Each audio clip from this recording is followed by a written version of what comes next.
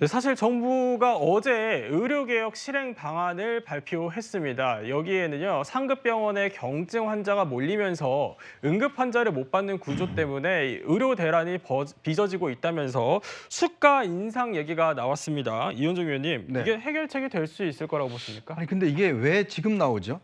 저는 그게 예, 의문스럽습니다. 왜냐하면 의료개혁이 처음 시작될 때 사실 어떤 이 시작점에서 예, 바로 이 수가 문제하고 그다음에 이제 의사들의 어떤 형사처벌 문제라든지 뭐 이런 제반적인 의사들의 어떤 여건들 이런 것들이 우선적으로 먼저 되고 난 다음에 예, 그다음에 이제 의대 증원 문제라든지 이런 아킬레스건들이 나왔다 그러면 나름대로 좀 연착륙할 수 있었다고 저는 생각이 들어요. 근데 문제는 지금 단계에서 이렇게 이미 전공의들이 다 떠난 단계에서 수가 인상 이야기를 하고 이야기를 해봤자 그들이 돌아올 수 있는 명분이 별로 없지 않습니까? 예, 사실은 저는 그래서 이건 보건복지부가 의료개혁을 시작하면서 로드맵 짜는 거에 있어서 굉장히 저는 문제가 있다는 생각이 들어요. 왜냐하면 이 처음에 의사들이 가장 요구한 게 뭐냐면 이제 이 수가 문제, 예, 그다음에 형사적인 처벌을 받는 데 대한 완화 문제라든지 이런 것들을 제기를 했지 않습니까?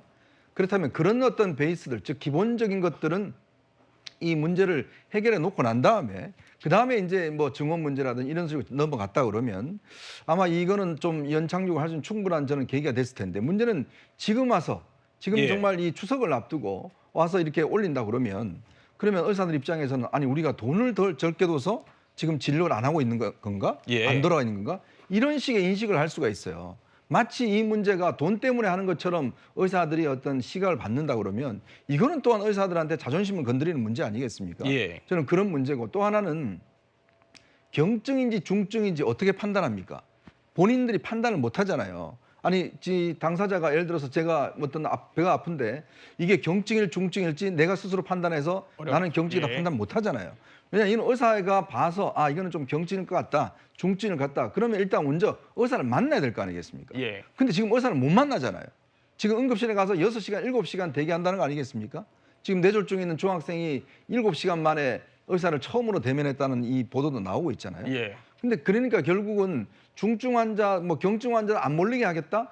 이거는 형식적으로는 옳을지 모르겠지만 그러나 그 전 단계 경증과 중증의 판단의 문제 이걸 어떻게 할 것인지 예. 등등 저는 그래서 지금에 내고 있는 이 대책 자체는 결국은 이미 사실은 이 정부가 뭔가 일 자체를 좀 거꾸로 하고 있는 게 아닌가라는 그런 생각도 많이 듭니다. 그렇군요. 한 대표가 제안한 26년 증원 유예안에 대해서도요. 어제 복지부 브리핑에서 이게 논의가 가능한 거냐 기자들의 질문이 나왔다고 합니다.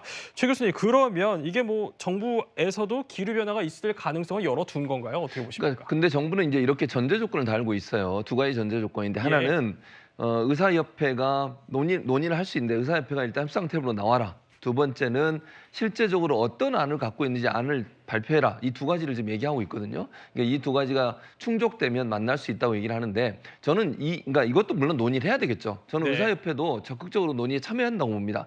지금 이 상황을 처리할 때 정부가 물론 잘못했지만 의사들도 적극적으로 국민의 생명과 안전을 살리는 일에 뛰어들어야 된다고 생각해요. 예, 본인들이 주장을 할 수는 있지만 주장하는 것 때문에 국민들의 생명의 안전에 위협을 느끼는 상황까지 계속 초래하는 것은 타당하지 않습니다. 그래서 양측이 다 저는 문제라고 보지만 정부가 주도적으로 먼저 해야 되는 거예요. 그래서 물론 얘기한 것처럼 안을 갖고 나와봐라. 그럼 협상하겠다. 이것도 맞지만 일단 얘기부터 해보자는 저는 해야 된다고 생각해요. 예, 그 수가 문제도 이현정이 얘기했지만 그 문제가 사실은 말을 안 하지만 의사협회 입장에서 상당히 민감한 사안이에요. 예, 그럼 이 문제를 좀 더 적극적으로 얘기를 했었어야죠. 근데 그걸 얘기 안 하는 상태에서 증원 얘기하고 증원도 지금 문제가 되는 게 의사협회에서 의심을 품고 있는 건 대통령 기자회견에서 과학적으로 산출된 의논이라고 얘기하시더라고. 2,000명의 숫자가 처음에 지금은 1,500명 정도 됐지만 근데 지금 의사협회에서는 그게 과학적이라고 믿질 않아요. 그러면 좀 더 구체적으로 어떤 근거를 가지고 그렇게 했는지를 설명이 필요해요. 설득을 해야 될 거 아닙니까? 이러이러한 이유 때문에 이렇다.